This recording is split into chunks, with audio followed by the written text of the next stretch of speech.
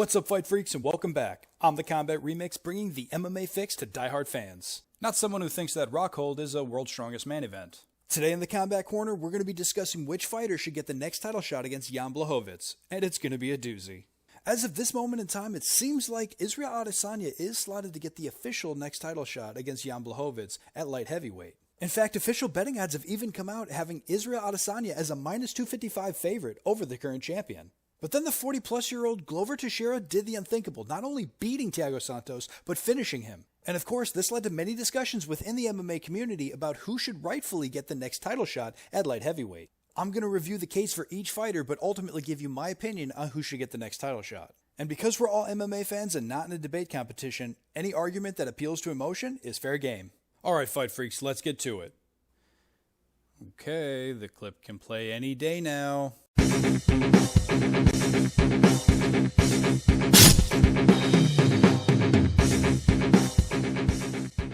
So what are some of the reasons to side with Adesanya getting the next shot? Well, for starters, even before Teixeira fought Santos, it's all been but confirmed that the next guy in line was Adesanya. It's a fight that Dana White really seems to want to make ever since Robert Whittaker said he wanted to take some time off before coming back with a potential rematch with Adesanya.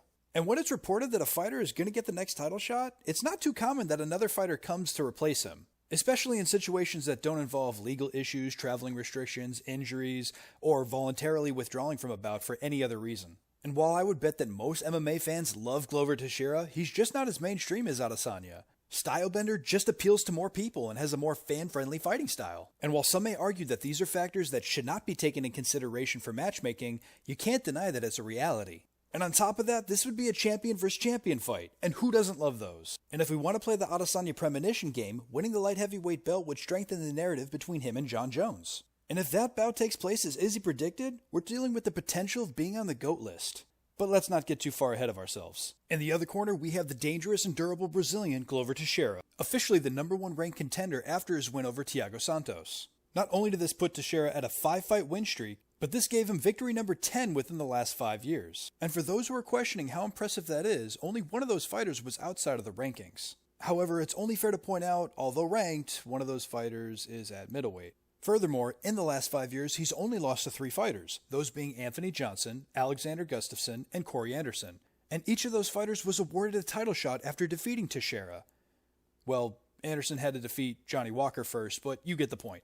And yes, I'm going to pull this card. He's 41. Should we really be making him wait to get a title shot considering he's not getting any younger and he's taken a considerable amount of punishment over the years? Considering we included the narrative of being a double champ for Adesanya and other potential legacy bouts, it only seems ethical that we include a potential Cinderella story for Teixeira. As an MMA fan, just ask yourself how awesome would it be if Teixeira won the title and then rode off into the sunset? Considering his age and how many years he's fought as a UFC light heavyweight, that would be one hell of a story. And Teixeira did the 2 things that are arguably the most important that a fighter needs to do to make sure he has the best claim for a title shot. Number 1, defeat the highest ranked opponents. Number 2, finish them impressively. In his last 2 bouts, Teixeira defeated #1 ranked Thiago Santos and top ranked Anthony Smith. Prior to their bout with Teixeira, these 2 fighters had a combined 10 plus fights and their sole loss was their title bout to Jon Jones. If finishing 2 fighters with that kind of resume isn't impressive, I don't know what is. Now with all that being said, who do I think should get the title fight? Well, I lean towards Adesanya, and here's why. Because I think we have an opportunity to have our cake and eat it too. Teixeira is literally just coming off his fight with Thiago Santos and needs some time to heal. He took a lot of damage in that fight even though he won. At 41, we should be giving him some time to heal up before throwing him into another fight. And it's certainly not uncommon to see Teixeira take 6 to 8 months off between fights. And this does honestly seem like the best possible time to have a champion versus champion fight. When you look at the UFC rankings for both middleweight and light heavyweight, you'll see that most fighters are either already in scheduled bouts, are injured, or have recently lost. There are no clear title contenders outside of Glover Teixeira and Robert Whittaker. Plus, Robert Whittaker already said he wants to take some time off. I say we allow the divisions to sort themselves out, give Glover Teixeira some time to heal up before going into the next training camp, and guarantee him the next title shot at light heavyweight, regardless of who the winner is. But let me know your opinion in the comments, guys. I'd love to hear how you want the title picture to pan out. I always appreciate my fight freaks. I'm the Combat Remix, always bringing your MMA fix.